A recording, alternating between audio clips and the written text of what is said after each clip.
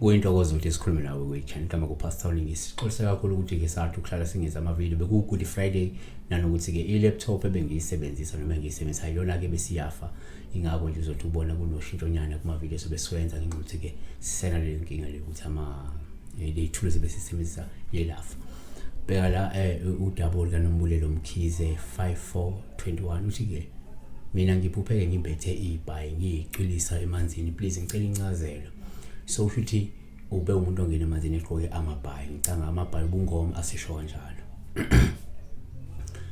Ngicela kuye ku simple singavele sisho ukuthi mhlawumbe kunalesidingo sokuthi evakashela amanzi njoba eyibona ngene emanzini ngaliqola amabhayi, mhlawumbe kufanele ayohlambulula angene emanzini ongenzeka noma uhlambulula lesi sidalwa esimembethe kodwa emanzini, uyabona.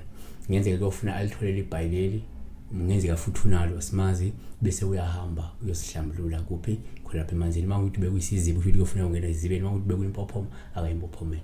Kodwa kasenzeka nje bekufuna la sibheke ke manje udaba nje lwebhayi in general ukuthi ngenzeka siyazi ukuthi vele amabhayi asho ubungoma, amabhayi asho ubizo, amabhayi asho ugcobo lobungoma osukunalo mhlawumbe amanye esikhanyisini. So number 1 ake sithi ke uphupha mhlawumbe ke ibhayi sikuzokuthatha njengophawu olungeluku uma liwashiwe nje ibhayi ulibona liwashiwe. Lokho kusuke kungachaza la ukuthi idalo zakho zimhlophe futhi zihlambulukile. Mhlawumbe uphawu ngavela uma ukuthi ubuye uzihlambulula vele idalwa, ubuye ukwenza inhlambuluko uyabona idalwa. 2 uma uphupha futhi ibhayi uphawu olungelubi, empeleni kuwuphawu lokuma lingcolile ibhayi. Lokho kusho ukuthi isidalwa sakho noma isidalwa sikephethe singcolisiwe manje, ongenza singcoliswe abathakathi noma ke wena usingcolisile futhi kumele usukume usihlambulule. Akusho nje manje into isho ukuthi ungasahlali ngoba lesi sidalwa sikephethe singabe sangcoliswa abathakathi noma singcoliswe wena ngento ezithile noma ngokwenza kwakho izinto ezingafanele ngabe uyazenza. 3 ake sesithi futhi umupho futhi ibhayi kuphawu esingathatha njengolungelubi uma linekiwe ibhayi. Lokho kusho ukuthi idalo zakho zihlambulukile futhi zimnene, uyabona. Uma ulibona nje linekiwe lapha lihlambulule clean futhi ngenzeka luyakhoma ukuthi idalo zakho manje zihlambulukile futhi uphawu futhi olungavela ukuthi umuntu oqeda kwezinto ihlambuluko, umuntu oqeda kuye emanzini kokugeza idalwa, yabona.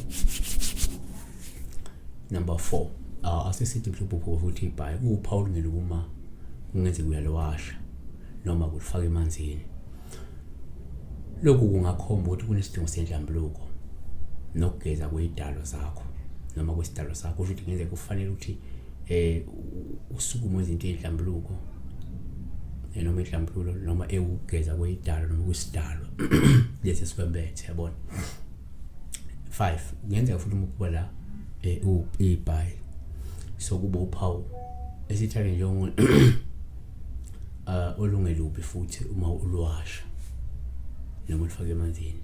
Lo ngabe lukhoma ukuthi mhlawumbe kungenzeka kumele wavakashela amanzi wena ukuze kuhlambuluke lesi sidalwa esikwembethe, noma kumele ke uyenze lento ewumsebenzi wenhlambuluko ukuze kuhlambuluke lesi sidalwa.